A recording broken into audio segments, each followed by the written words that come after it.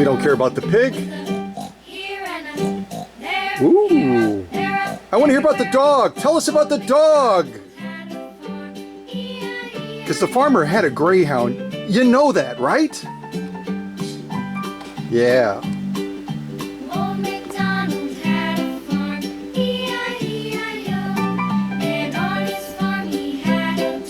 Yes!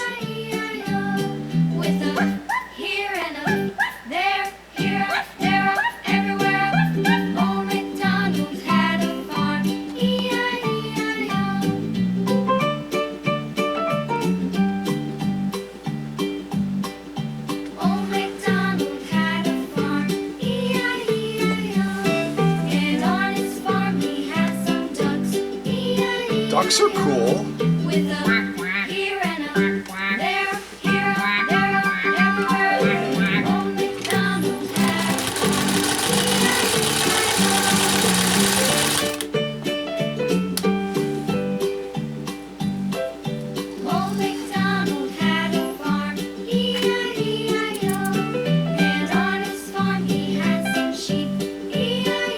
Oh, it's a beautiful stitch.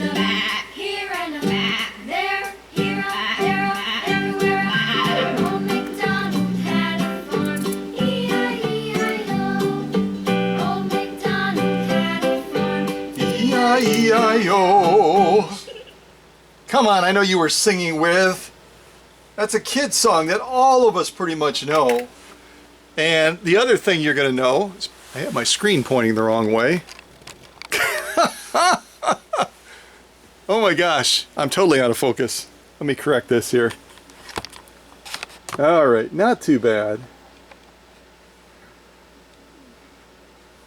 So I had to start with the Old MacDonald children's song. And those kids do such a great job, don't they? Kids just have a way of singing with a natural sense of joy that us grown-ups tend to forget. So I love hearing kids sing a classic song like that. And I love seeing a classic machine like this Greyhound sew off on this full grain leather and do a spectacular job. It's a single layer, but we're talking probably about 4 ounces of protected full grain leather, and it laid down a stitch that is absolutely phenomenal. And this is Connie's machine, I should mention. Connie is from Wisconsin and brought it to me a number of weeks ago, and let's just say that it had a lot of challenges. We're going to be hopping over to Facebook and looking at some of the challenges that I had to contend with to get this machine to where it is today, with brand new wiring and a number of other improvements to this very classic, cool machine. And when it comes to sewing on a machine like this, I can tell you this, that it is a real pleasure and a surprise to sew on a machine like this one, because it is a machine that's actually lighter than the Featherweight. I know you're going to find that hard to believe, and not including the base, obviously. With the base, it's going to be about 15 pounds. The Featherweight's 11 pounds. But this motor is also about 2 times the size of the Featherweight motor. So it's going to give you the ability to do a lot heavier duty sewing than you might traditionally think you could do on a tiny tot of a machine like this. And this machine is from the 1920s. And it's happens to be a Greyhound Model 30. They had a Greyhound Model 20 as well. And these machines hail from the great company. Do you know which the company is? Any of you? Hail from the great company of New Home. If you got it, pat yourself on the back, because a lot of folks don't know that about the Greyhound, that it was made by New Home. And a lot of you might not be familiar with the New Home sewing machine company. So I will tell you a little bit about this company. So let me first of all say that the predecessor of the New Home Company was the Gold Medal Sewing Machine Company. What a cool name, huh? I mean, you're self-adorning yourself with a gold medal even before you earn it, and right away you're conveying to people, if you want to have a gold medal class machine, you got to buy it from us, period. So I think that, you know, the folks that owned it, Johnson, Clark and Company of Orange, Massachusetts, if you happen to be from Massachusetts, woohoo! And it was established around 1860. And about 1882, the company was reorganized and renamed the New Home Sewing Machine Company. So that's the birth date of the New Home Sewing Machine Company, right around 1882. And it was one of a number of companies that started after the disorganization of the Singer, the Wheeler and Wilson, the Grover and Baker sewing machine combination in 1877, which had controlled patents covering several of the essential features of the sewing machine. These were basically the bullies of the day. I just got to say it. The folks that were working with this collage of companies, the Singer Sewing Machine Company, Wheeler and Wilson, and Grover and Baker Sewing Machine Company, were all trying to basically claim we've got exclusive rights to everything, and anyone else that makes a machine that has similar attributes or functions, and all sewing machines are going to have generally the same types of functions. You know, even as they change the hook systems from, like on Connie's machine here, which has a vibrating shuttle, to some of the more contemporary hook systems, the basic functions of the machines are going to be very, very common ground. Very, very similar. And so, you know, I just have to say it's really great that they went to that point of the disorganization so that other companies had a fighting chance.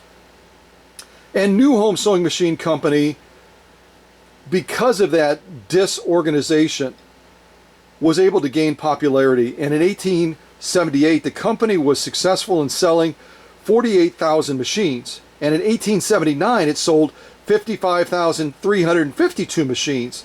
And in 1880, according to a report, the company predicted it would sell 400 machines per day that year and offered 12 different styles. And they ranged in price from around $30 up to, depending on the cabinet style, a couple $100. So there was a wide range depending on that sewer, depending on that homemaker that wanted to have one of those classic machines by New Home after the disorganization. They were able to budget whatever amount that they could budget and still get it done. So out of the birthplace of the New Home Sewing Machine Company and a number of others having a chance to develop their wares after that disorganization, eventually, right around the mid-1920s, this really cool Greyhound Model 30 came out onto the stage and was a really, really appealing machine, especially considering that it predated the debut of the Featherweight in 1933 as a machine that had portability, and even in the case only weighed about 3 to 4 pounds more than the Featherweight.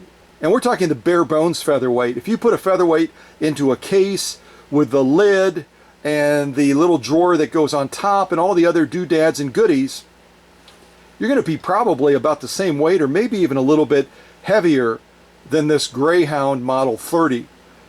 And I won't talk a lot about the Greyhound Model 20. I'll just tell you that it had more of a spoked style wheel instead of the solid wheel that you see on Connie's machine. And all of these Greyhounds from the New Home Sewing Machine Company came with tongue and groove, handcrafted bases that you'll see Connie's machine is in. I mean, we're not talking cheap quality wood, folks. We're talking everything was handcrafted and made with a great deal of care. The little button on the front you can see there is actually released so that you can tilt the machine back and get to the bottom of the machine for servicing and for regular lubrication and such.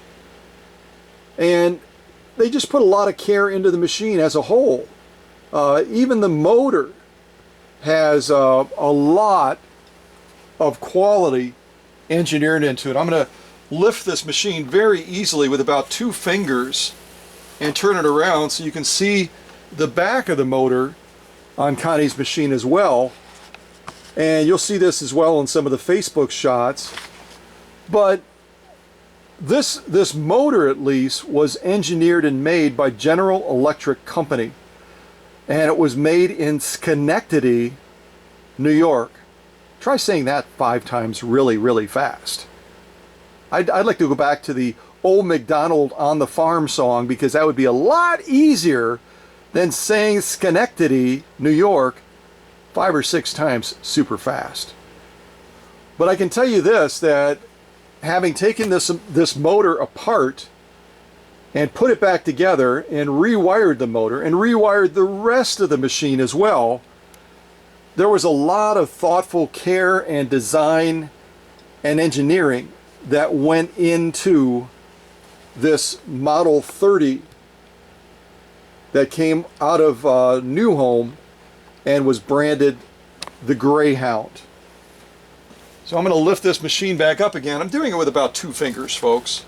It's super, super light to lift this machine. Again, I would put it next to the Featherweight as far as weight and portability any day of the week. And you may be asking, well, tell us about how big of a motor is on the back of there. It's close to 0.8 amps is what it peaks at. It's not stamped with that, but I can tell you from testing it, going inside and looking at the brass copper wraps and everything, it's right around 0.8 amps. So it's going to be comparable in size to the Spartan motor and comparable in size to the 99, Singer 99 that I recently premiered on this channel as far as power output. But we're not really going to be testing the power output of this Greyhound Model 30 today. We're going to be just focusing on the uniqueness of the machine and doing a variety of additional sew-offs. You've already seen it sew off on the protected full grain leather. It went down that 4 ounces just like brum, done. No big deal. And that's just a testimony as to where the machine is at now compared to where it was when we started. And you'll see that starting point when we get into the Facebook shots. But I will mention, because some of you may be wondering, well, is New Home still in the marketplace? Are they still out and about doing their thing?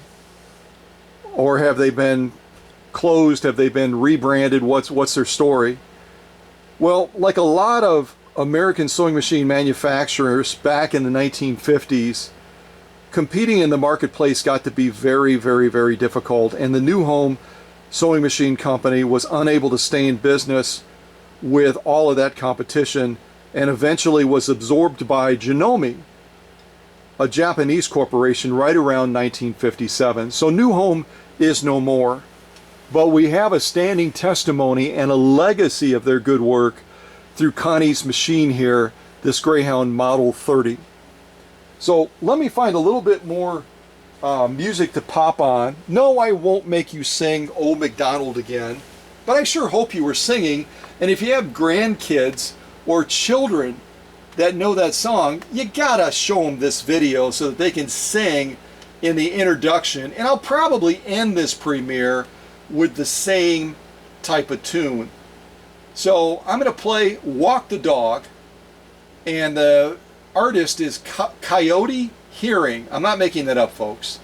Walk the Dog, Coyote Hearing. We'll do a little bit more sew-offs with this Model 30 Greyhound by New Home, and then we'll probably pop over to Facebook. I also, remind me in the chat if I forget, I want to show you the needle that this machine takes so you can see that you are going to need a specialized needle. I also kind of like the needle carrier that these needles are in. It takes me back to the old days when I was sneaking around as a kid and trying to find matchbooks and then light all the matches on fire at the same time. Have any of you ever done that?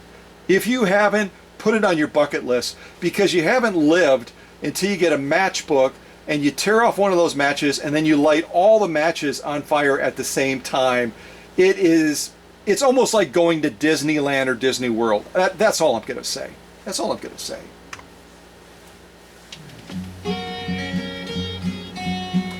All right, let's do a little bit more sewing on Connie's Model 30 Greyhound.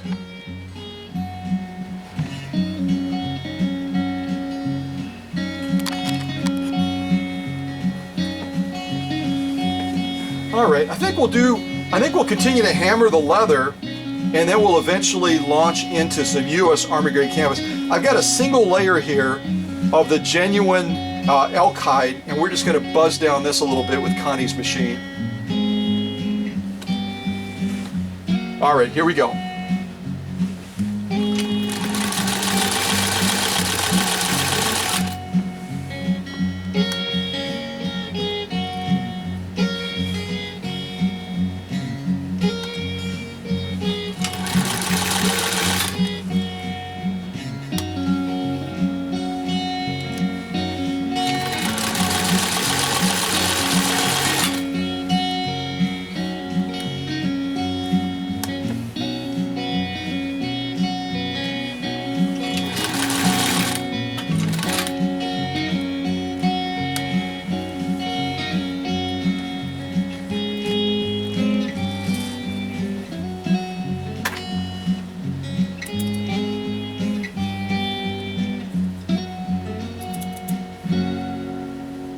Kind of a cool little country song, isn't it? And let me give you a little tip on this Greyhound Model 30. When you get done sewing off and you've cut that thread, you want to bring it back. It's most common for most people, when they bring that thread back, they're always going to be going to the left. They're always going to be going to the left of the needle on this side. On the Greyhound, because you thread this machine from left to right, and because the flat side of the needle is to the right, so you don't get any bunching up or get any binding of the thread, go ahead and bring it back through the presser foot attachment from left to right. Bring it back on the right side, okay? You're going to get a lot better results, and you won't struggle with that doing anything funky on you. All right, let's take a look at this single layer of genuine elk hide. Just an absolutely spectacular stitch. The spacing, the formation, everything about the stitch that Connie's Model 30 just laid down is absolutely spot on. I'm loving it. And again, if I turn it like this a little bit towards the camera, look at the thickness of what we just went through. We're talking probably about close to 6 ounces of genuine elk hide. And elk hide, again, because of the way it's processed, it's not like a standard leather. It's really an enduring process that really stiffens it up and makes that piercing threshold go up substantially. So for a little tiny tot of a machine to go through it this easily, and then look at the lock stitch as well. The lock stitch is absolutely spot on. So it not only made it through this very difficult task, but it laid down a stitch both on the lock stitch and also on the top stitch that is absolutely brag-worthy. Beautiful stitching with this little Model 30 Greyhound by New Home. So I'm going to go ahead and slide some genuine cowhide now underneath there, and we're going to buzz down that as well. And this is a little bit thinner. This is probably going to be about 4 ounces of genuine cowhide. But first of all, I'm going to put on a little bit more music, so we can enjoy that while we're doing this these last couple of sew-offs. Let's see what we've got here. Okay, this one I have, let's see here. That one's called Walking Dog 2. Okay, this one is called Dog Park, and it's by Silent Partner, cinematic, and it's supposed to have a bright sound to it, which I like bright, don't you? All right, so here we go with this.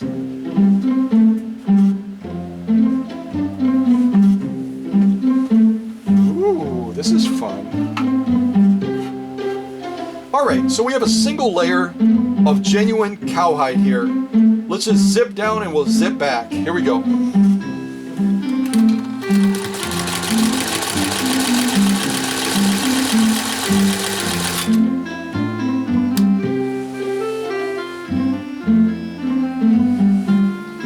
I'm not even going to take it out of the fabric. I'm just going to buzz back down, kind of almost create a little V. All right, here we go.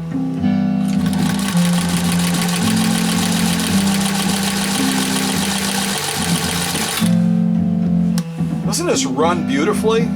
Let me tell you, it didn't run like this when we started. Not even close. All right, let's give this a clip and we'll take a look at these stitches as well. And again, when you draw this thread back, go to the right of the presser foot, not the left. And then just pull it back a little bit, get yourself a good little extension. Okay, so here's our single layer of genuine cowhide. Just an absolutely gorgeous stitch in every respect. I kind of like that little V thing better than my little boxes that I usually make. I might do that one again. And if we turn it over, we've got an equally gorgeous lock stitch as well. The spacing, the formation, the consistency of that stitch all the way down. When we made that turn and we came back down across this 4 ounces of genuine cowhide, everything about that stitch is exactly as it should be. Absolutely spectacular. Gorgeous stitching. And again, you know, yes, I will do heavier sew-offs on some other machines, but that's not my goal today. I want to show you a machine really that was a fire hazard, is probably the most generous way to describe it, and now is just sewing up a storm and laying down stitches that are absolutely brag-worthy. And the consistency again in what I'm able to get from this Model 30 now is exactly what my objective is on every single machine that hits this workbench.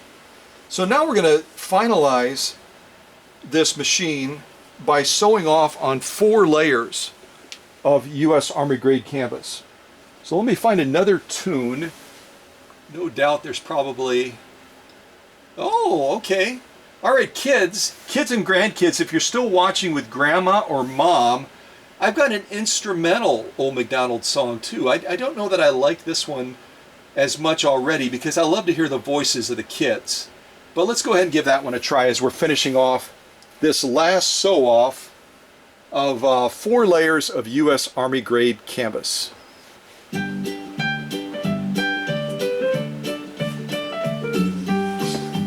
guess this is okay because we can sing now, right? E-I-E-I-O. Come on, folks.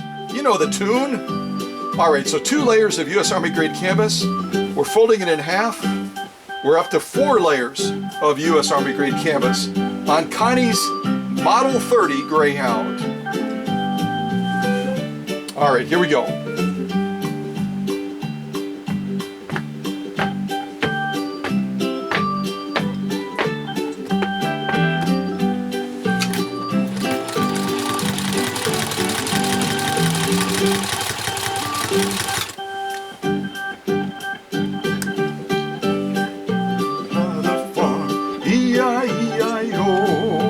All right, here we go. We're going to go back down and go back around. Come on, kids, sing!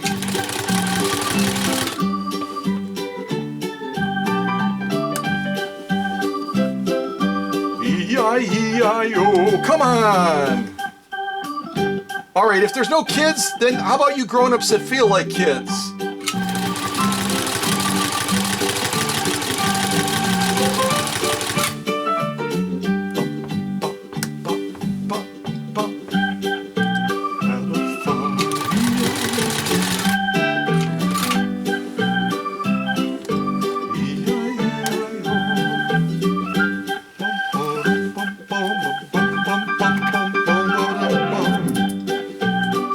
All right, again, bring it back to the right of the presser foot.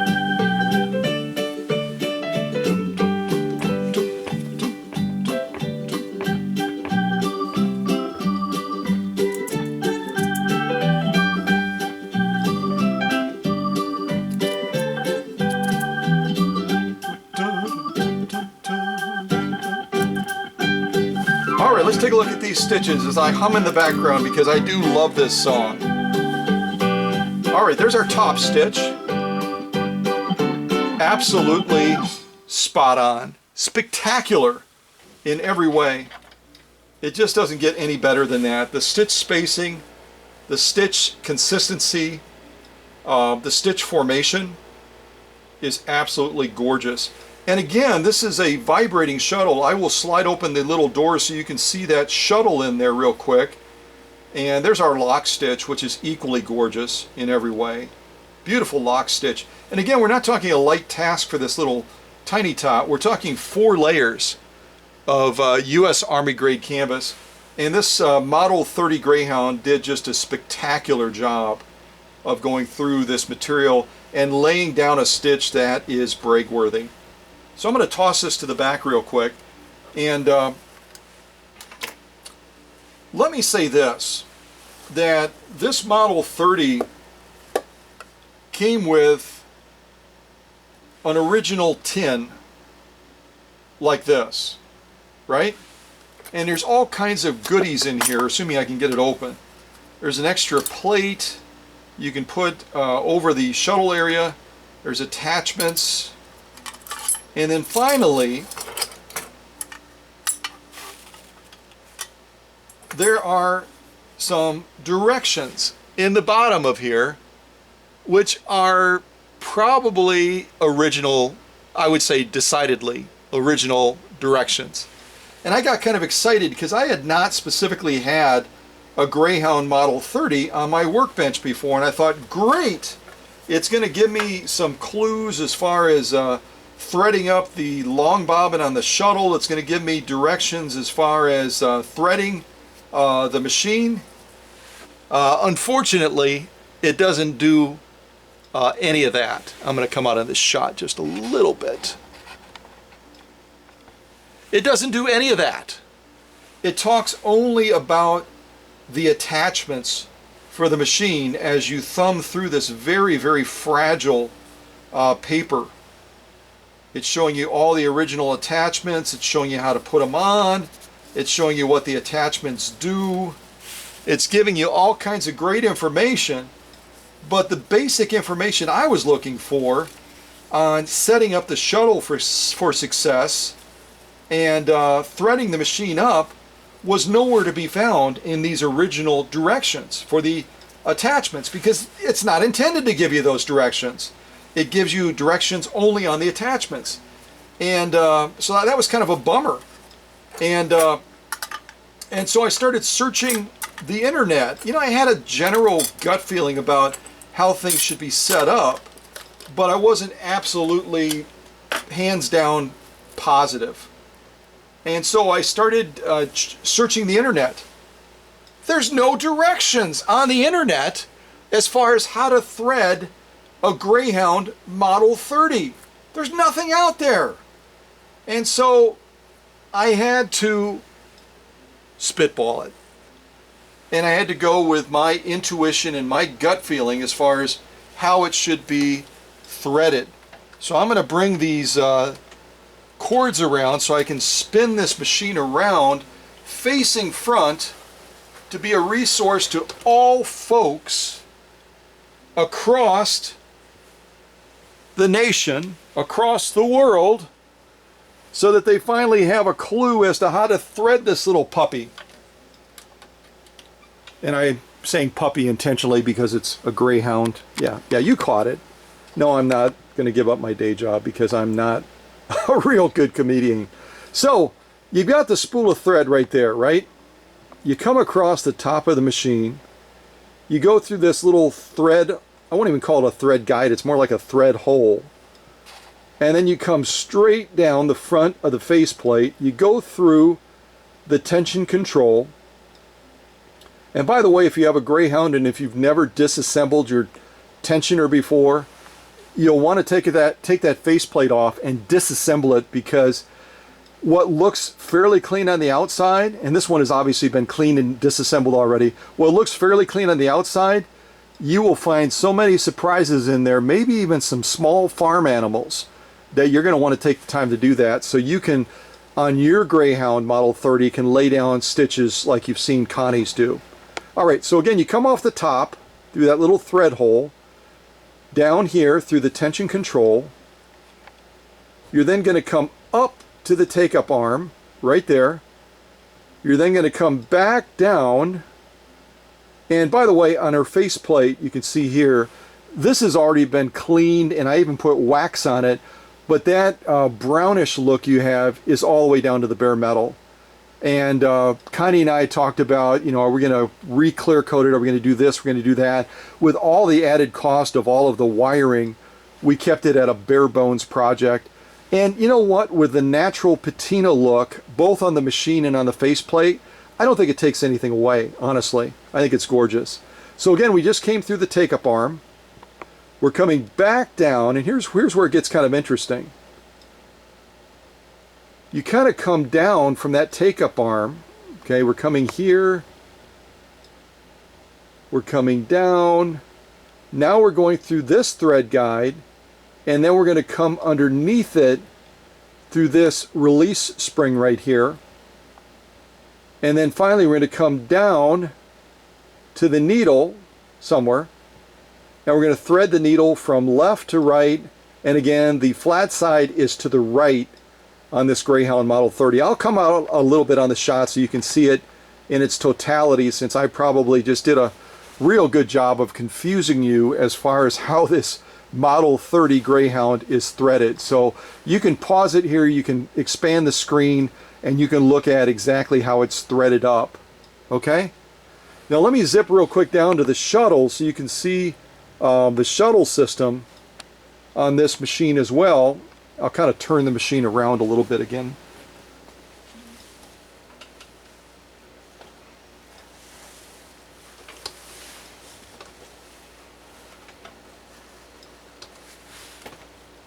There we go. I'm going to open this shuttle door up, and then you'll be able to see that shuttle resting in there.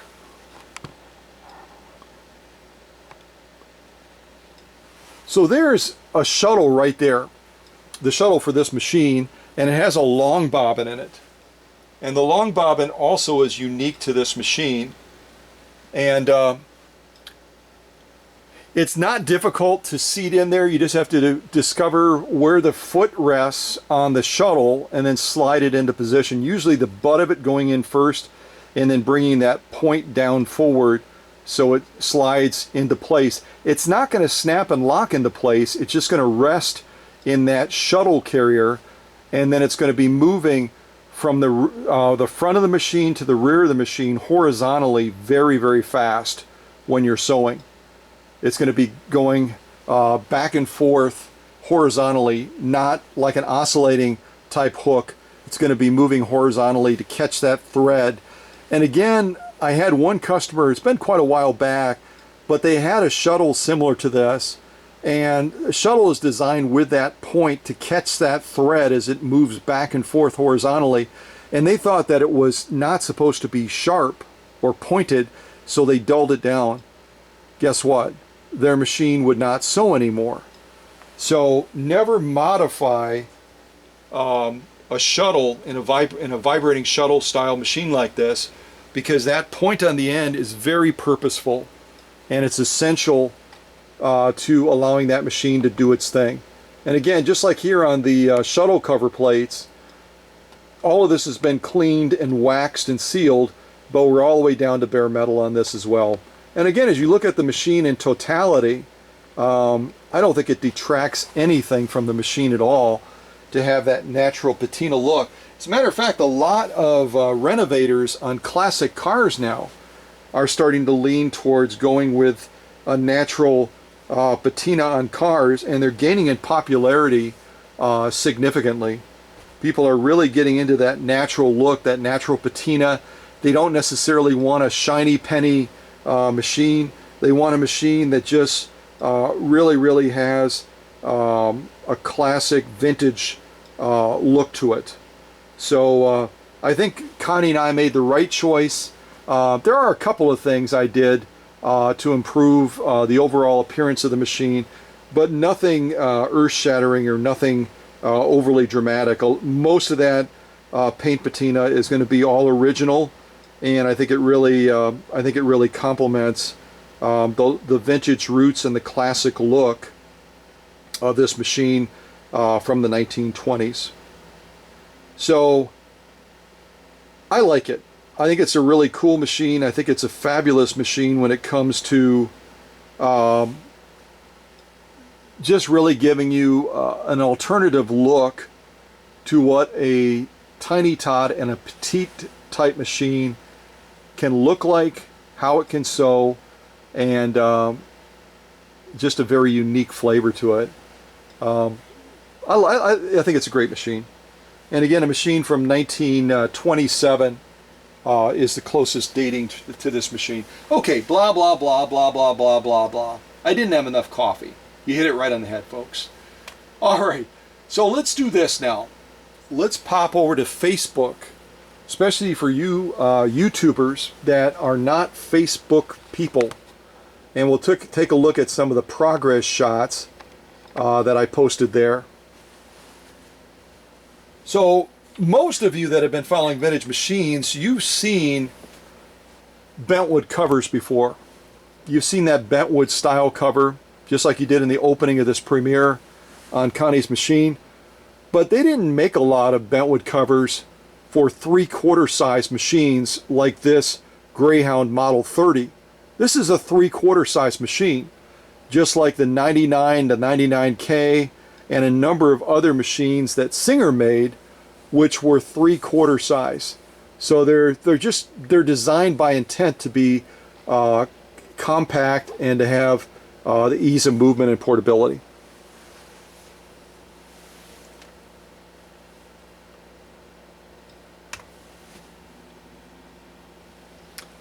And I showed you this shot just so you could see a lot of these bentwood covers, a lot of these covers for machines would have different style straps, some of them plastic, some of them leather. But again, New Home really wanted to put some quality into their machines and their cases. So you can see the stitching all the way across here on this handle and the thickness of that handle as well. There was just a lot of intentional quality, engineered down even to the basics of the bentwood cover case and the handle as well. That was part of that. And they've got kind of an interesting little latching mechanism. It basically swivels down, catches on that little mounting point on the side of the case. If I kind of zip over to the case real quick, you'll see it right there. It kind of catches underneath there, and then it holds it in place so that when you're carrying it, it's safe and secure.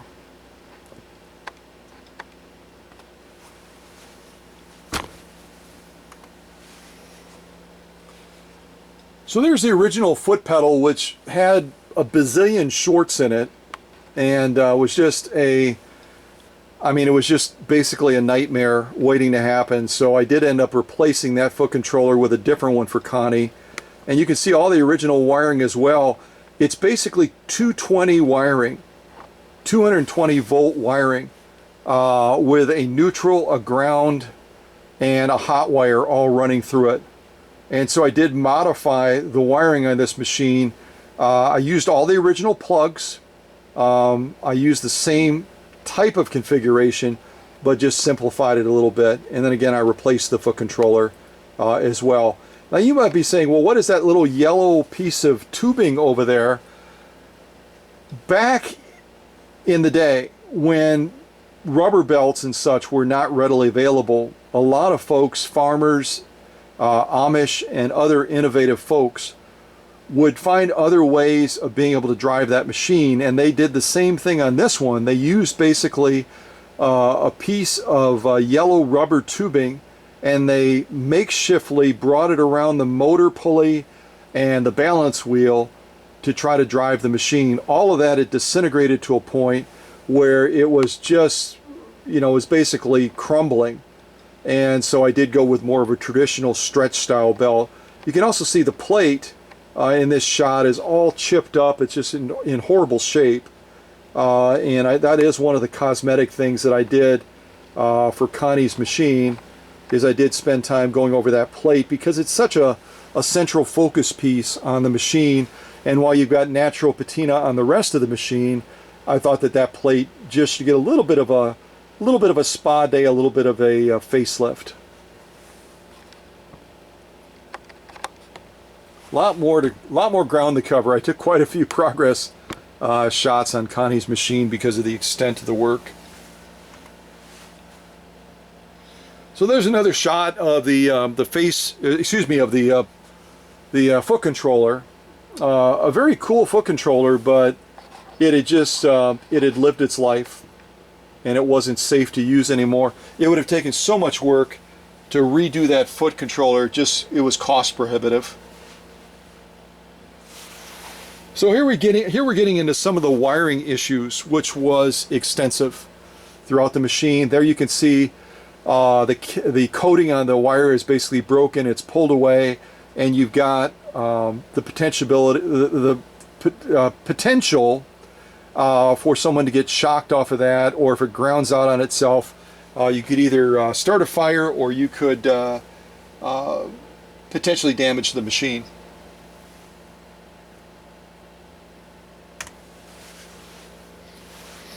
That was the light that was on the machine that Connie and I discussed right away we were probably going to have to replace. It had a number of challenges to it, plus it didn't have any dome cover on it to redirect that light down to the needle and the bed area. So it was just cheaper to find a suitable replacement, which is what I did. Here you're just seeing the back of the machine with the motor and such. There's a bigger piece of that tubing that was being used as a drive belt for this machine.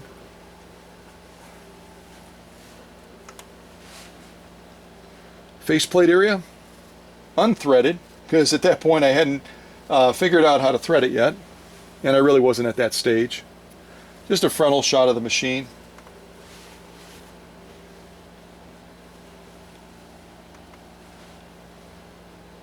Closer shot on that motor. Again, I think it's really a cool motor that General Electric put together for new home to go into this Greyhound Model 30. And here you can see the unique plugging system here. Almost looks like you should plug a dryer into that sucker. And all of those contacts and everything were very, very tarnished. Some of them were rusting. And it just needed to be cleaned and rewired and needed quite a bit of attention.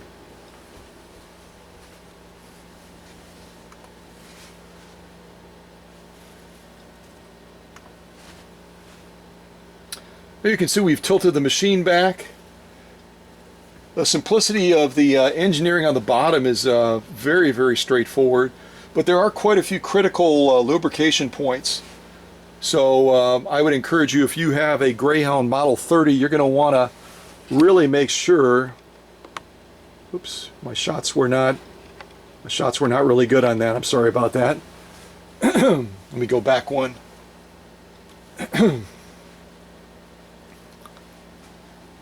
Yeah, you're going to want to make sure that you really do a good job of lubricating any pivoting points on your Model 30.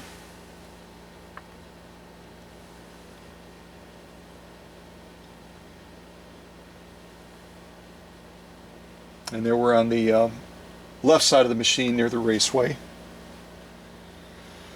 So here's kind of an inside look at the electrical setup on this machine. It basically clamps on the inside of that plug point that stays fixed on the base of the machine, and then you plug in from the outside. But you can see all the wiring there.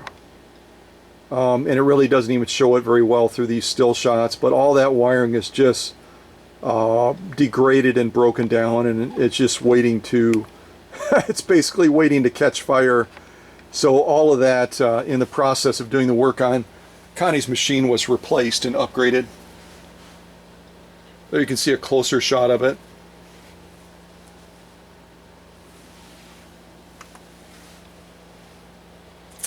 There's the carriage I was talking about that shuttle and long bobbin rest in. And again, that shuttle moves front to back, front to back, front to back horizontally in order to complete the stitch process. Just the right side of the machine. A portion of that tubing they used, you can see it up there, the yellow piece was actually fused to the balance wheel. There were several pieces of it that had basically fused to the balance wheel.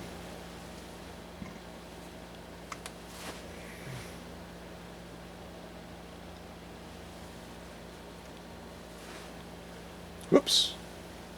I think I went full circle, and also my finger got happy and I ended up going too far. Yeah, we went full circle on that. So that's the first series of photos I wanted to show you. I'm going to go ahead and close that.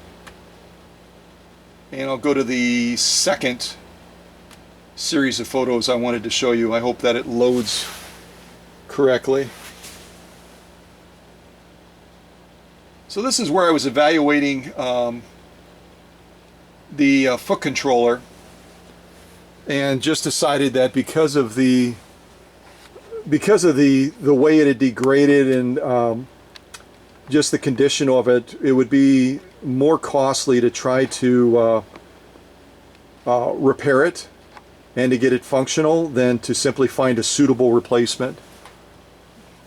Foot controllers, because they're exposed to intense heat and electricity constantly, as soon as you plug that machine in, you have to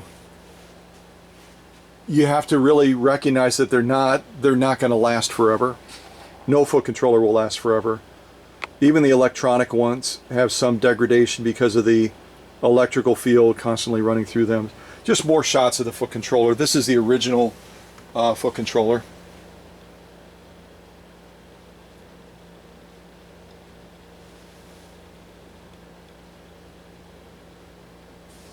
Yes, you could probably cook a meal while my computer is loading the next page. Come on.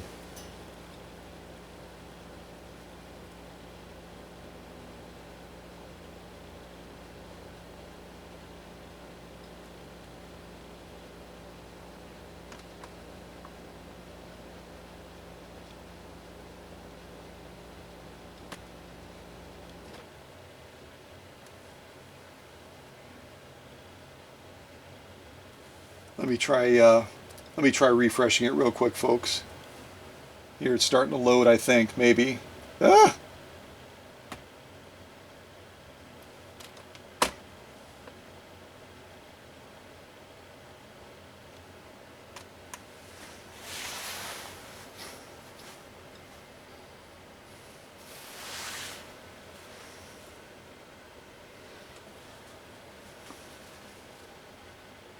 Again, these are just more foot controller shots.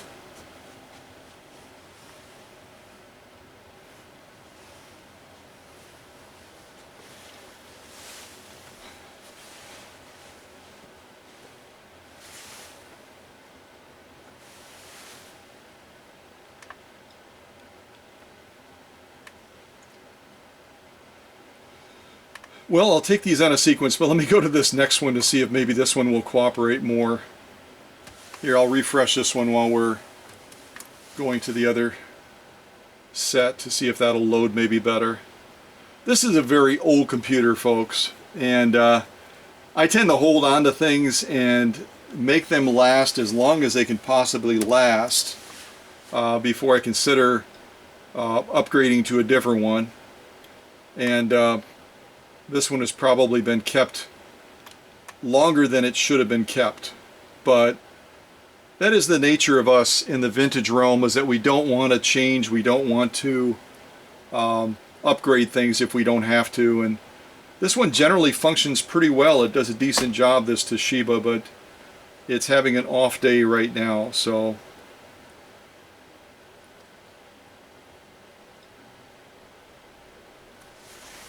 still trying to load the page.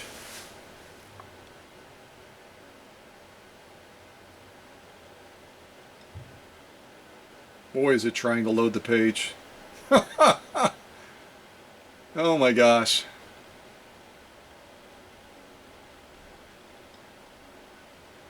These pictures are worth it. If I can get this silly thing to load, I almost feel like I should go back to the old McDonald's song here. We might need to do that.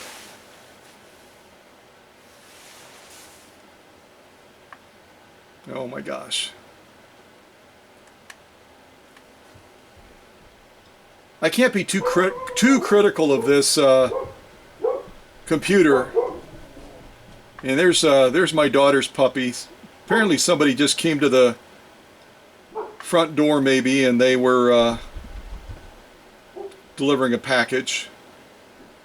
I am expecting a couple of machines to come in this week, so thanks for your patience. I think we're going to be starting to load here. So there you can get a glimpse of the quality of the wiring that was comprising pretty much all of Connie's machine when I started working on it.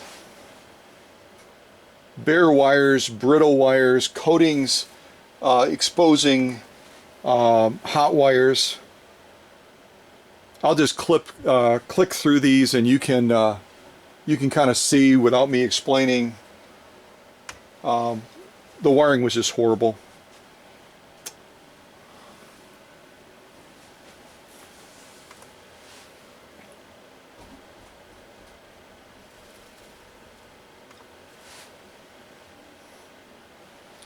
And again, it was wired as if it was set up for being a 220 with the type of wiring casing that was on it. It's very, very outdated wiring, and the coating has a tendency to break down just as it did. So here we're starting to take that assembly apart, and we're going to pull it out so we can actually get at the wiring itself. And then we have to, there is no 3-zone factor on this wiring setup. It's like a 6-zone when it comes to setting it up so that everything works correctly and everything is integrated. So it was a very time-consuming process to get it back to where it needed to be. You just see how the wiring kind of comes into the bottom of the case, and then it's underneath the bed of the machine as a whole. There you kind of get an idea of the complexity of the wiring there when it comes to setting everything up so that it's going to work. And you have to take into account as well that the plug mount that's built into the bottom of the case has to be wired with the same sequence and the same wiring configuration as the plug-in. So when you go to plug it in, that you're not going to be plugging and causing something to spark or something to run continuously. It's probably one of the most complicated wiring jobs that I've done recently. Again, you can look at the thickness of those 220 style wire wraps coming across the bottom of that plug-in, and you can actually see the bare wires there again coming off the bottom of that plug-in point.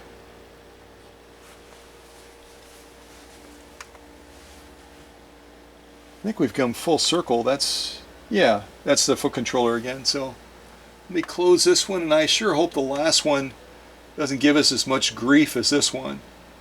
So here you can see basically what you're seeing there are the two plug-in points that have to work, or the plug-in adapters that have to work collaboratively with each other. One is going to be mounted to the base of the sewing machine base. The other one is going to be the free plug-in point that you're going to plug into the back of the machine. And again, as you plug them in, you have to take into account the setup and the sequence so that you don't have any unexpected things occur. There you can kind of get a clear picture of it. Also there, I believe I'm getting to the point where the wiring has been upgrading, and I'm going through the process now of starting to insulate it as well. Insulating wire contacts when you're dealing with copper is really critical for safety, also for not allowing that electricity to leak away and then you're losing power. So here's that plate I showed you. This is the same plate that's on the machine. Where am I? On the right side there, see it? This is where I'm starting to go through and address that a little bit. Required quite a bit of sanding because there were barbed pieces of the metal sticking up and other things like that that just needed a lot of attention. So here I'm using a high grit sandpaper to get some of those barbed areas down and just getting a nice smooth surface. So eventually I can repaint, I can do a primer on it, get it repainted. Here I'm kind of buffing down some of those spots that I couldn't get with sandpaper.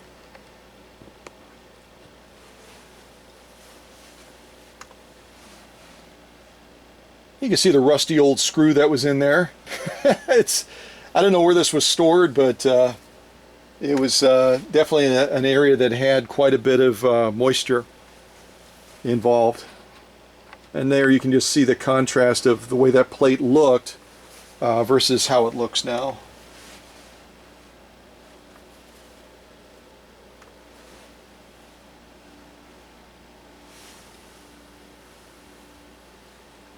And you know, again, details mean something to me.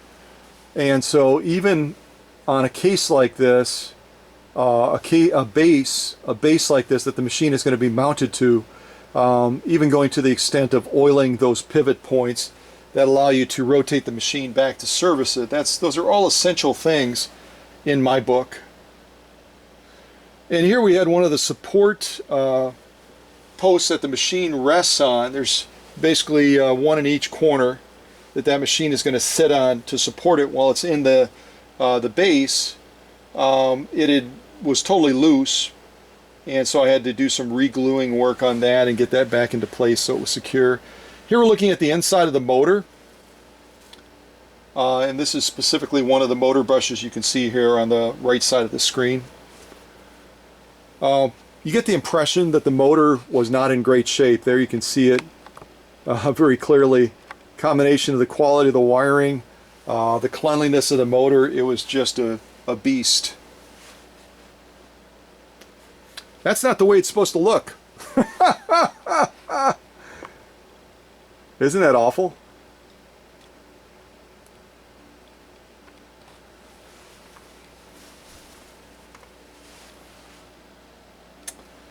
And this is all part of the electrical field here.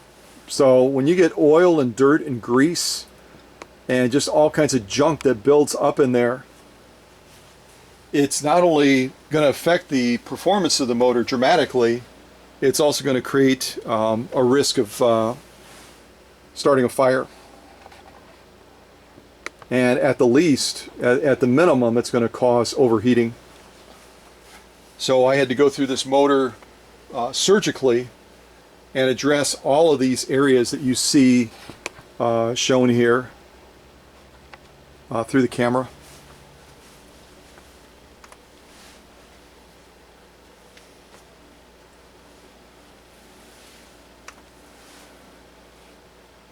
There I've got the motor casing off, and we're starting to really dig into that motor and get it back to where it needs to be. I'm just going to grab a quick little drink of water.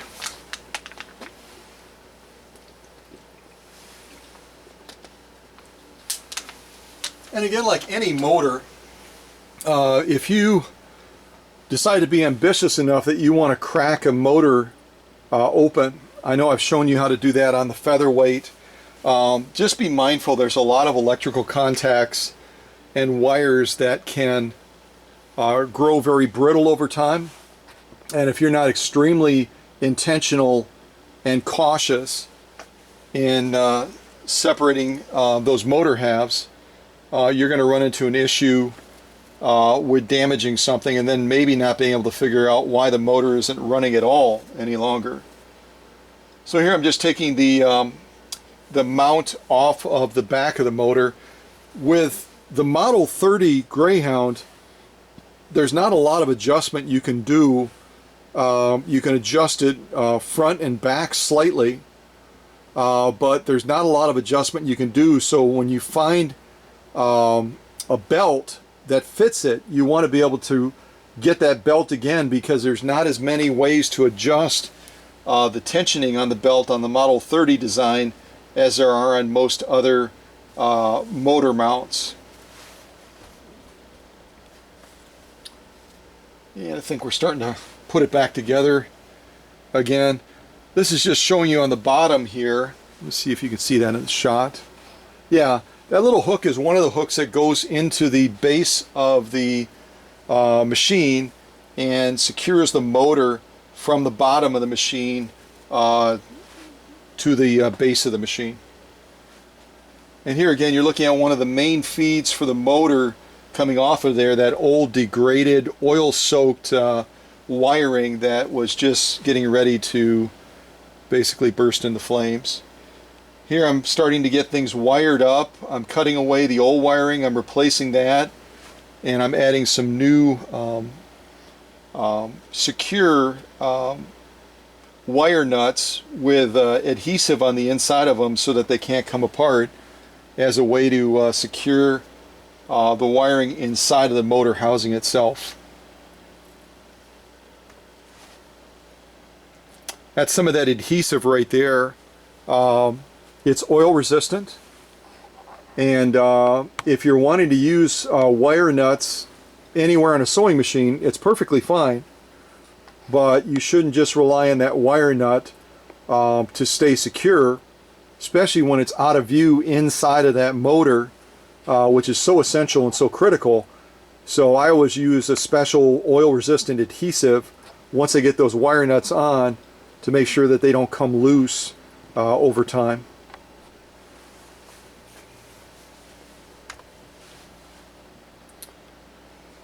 That's probably one of the coolest. It almost looks like a boat prop.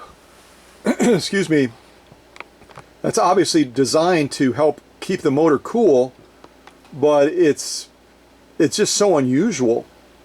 And it also was partially frozen up, so I had to go through that area, clean that up, lubricate it, and just make sure that it was free flowing. So even though it doesn't generate a whole lot of air movement, it generates some, so that that motor stays a little bit cooler while it's being operated. Another shot of the motor here. We're continuing to do essential wiring on it, getting it all set.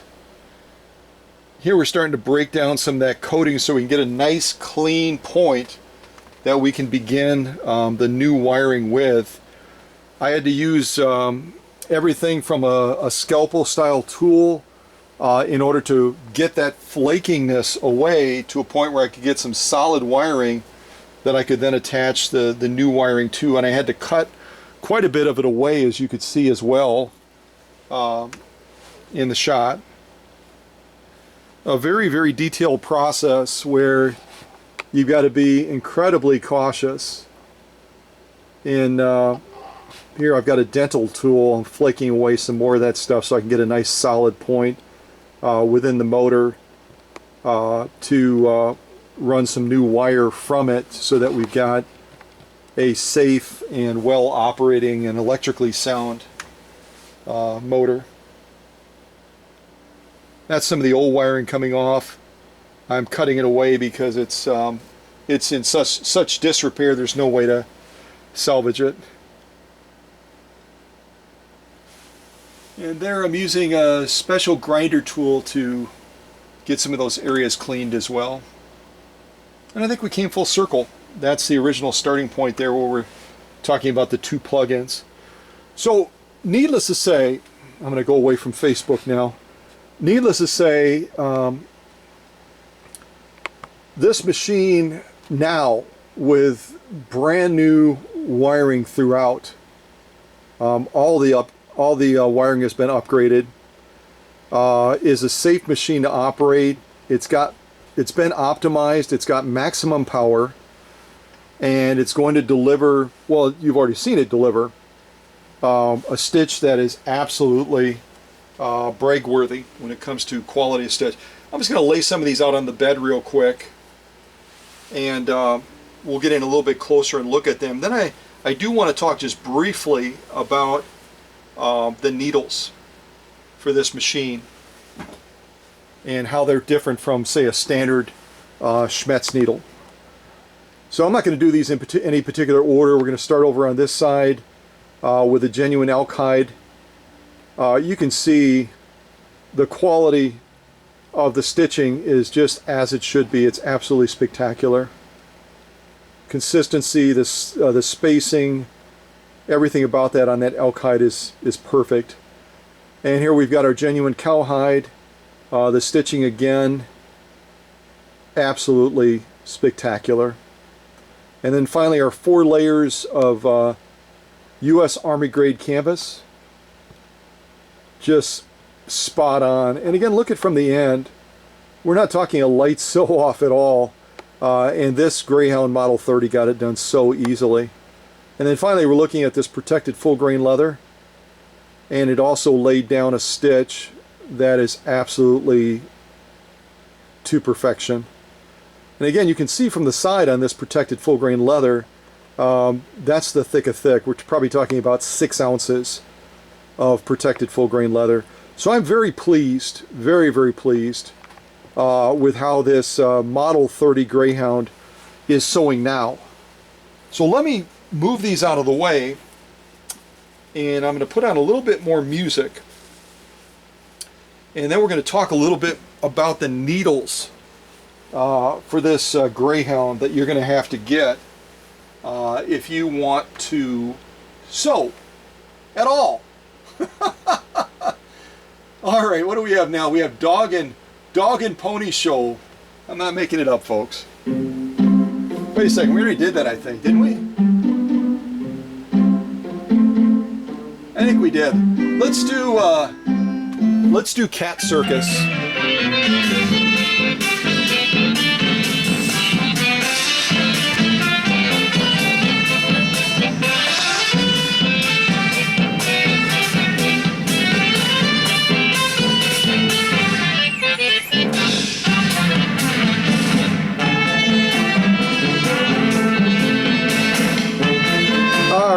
This is probably a little bit livelier than I realized. This is definitely more lively than I realized.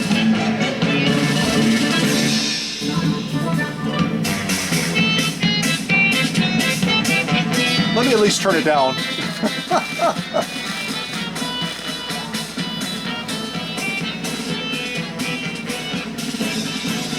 Definitely a fun song.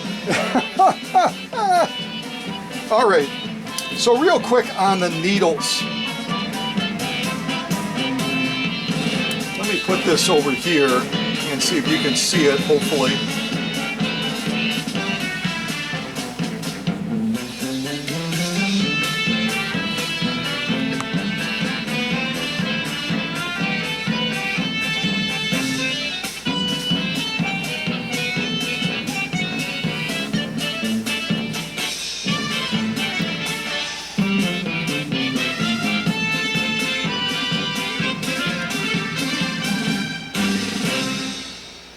Well, that is a fun song. Not very conducive to talking while you're listening to it, but it's definitely fun. Alright, I'm going to do my best with this. This is a little bit awkward, and the way I have them affixed right now, they tend to be trying to join with each other. So on the left-hand side is the needle that is designed specifically for this Greyhound Model 30, the one on the left. The one on the right is a size 14 Schmetz needle. So you can see right away that the Greyhound Model 30 is going to require a much longer needle, substantially longer needle than a traditional Schmetz size 14, or really any of the Schmetz needles are not going to be quite long enough to work effectively with this machine. Part of it is the length of the stroke, because it's a vibrating shuttle, and the distance that needle bar needs to travel in order to intersect with that shuttle coming through. It looks like my adhesive gave out, doesn't it? We'll try that instead. So, know that you're going to have to get the proper needle for this machine if you're wanting to have the success that you saw Connie's had today on camera. Now, as far as the needles themselves, the ones that I sourced, I'm going to show you, and they come in what I would call the old match style book container. You see it right there. This is where it actually opens, just like the old matches used to open. And then they've got the needles inside. There's going to be, depending on who you get it from, there's going to be 4 to 5 needles in each one of these little packs. I'm going to kind of zoom in on it a little bit so you can see it closer up. Actually, that's not too bad.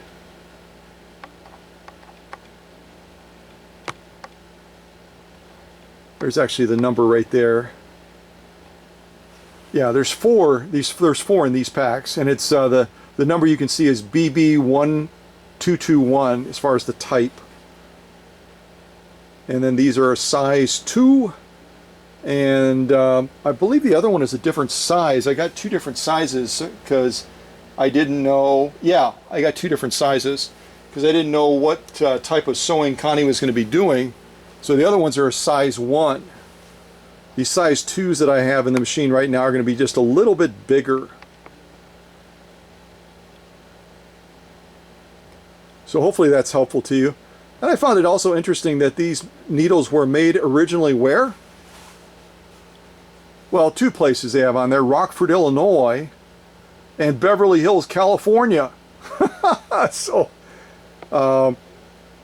depending on which locale you support, I guess you'll believe that's where those needles are from. And these are identical, they're just a different size.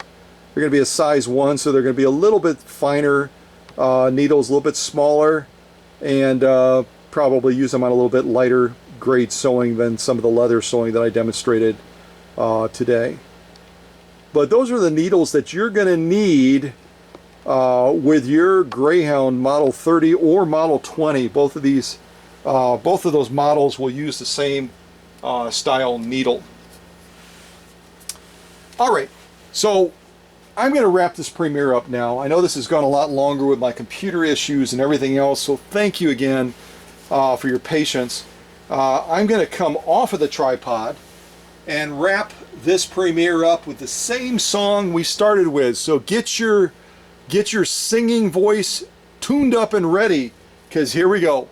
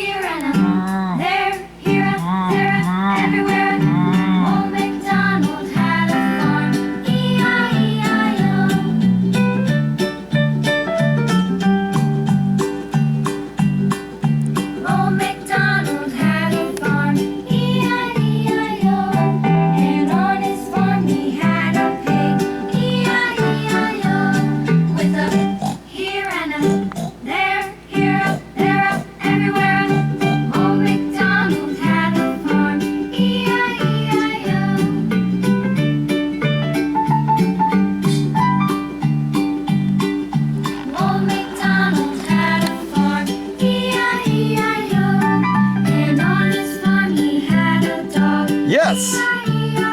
It was a Greyhound dog. Here and up, there, everywhere. Old MacDonald had a farm, E-I-E-I-O.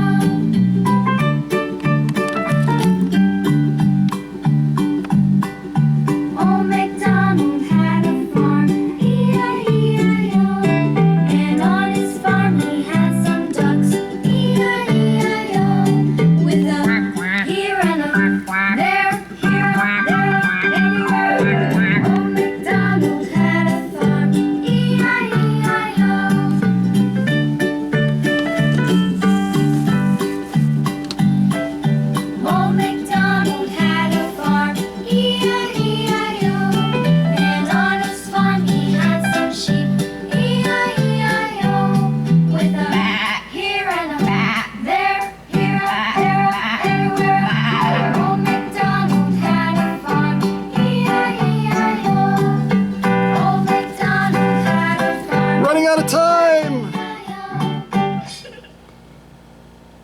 I just wanted to show you these stitches a little bit closer up as well.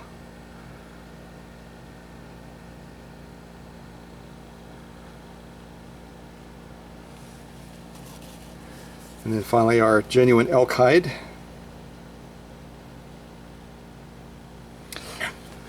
So, Connie, this was quite a challenging project, but you know what? It was worth every second, every hour, every day that I spent getting your machine as it should be. I know that this machine is going to give you a lot of delight. I know that it's going to serve you faithfully for a very long time. And I really have to commend your wisdom in not trying to plug this thing in before you brought it to me, because there may have been a real bad outcome for this Greyhound Model 30.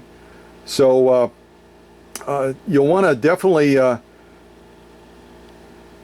if you decide to come across one of these, kind of like Connie, just be careful, because all of them had the same type of wiring. All of them had the same motor issues with things degrading. So just use extreme caution, not only with the Greyhound Model 30, with any machine, just so that you don't end up having to run and grab a fire extinguisher or dial 911 to get the fire department. You always want to be very cautious with anything electrical, and sewing machines are definitely in that realm of being an at-risk item if you haven't had it properly restored and inspected. So, all right, blah, blah, blah, blah, blah, blah, blah. So remember to enjoy your sewing this winter. We're heading into winter real soon. I hate to deliver that news. And those of you that live in California, it doesn't matter. I know. Those of you that live in Texas and other parts of the country, you don't have winter like we do here in Wisconsin. But we're starting to gear up for it already. We're getting a lot of rain, and soon it'll turn into snow. So keep sending your machines in to keep me busy through the winter. And stay tuned for other great videos like this that show you machines you've never seen before, and you see them go from dust to dramatic beauties like this Model 30 Greyhound. Not to mention, you had a chance to revisit your childhood and sing with me, Old MacDonald Had a Farm. God bless you guys, and stay tuned for other great videos like this.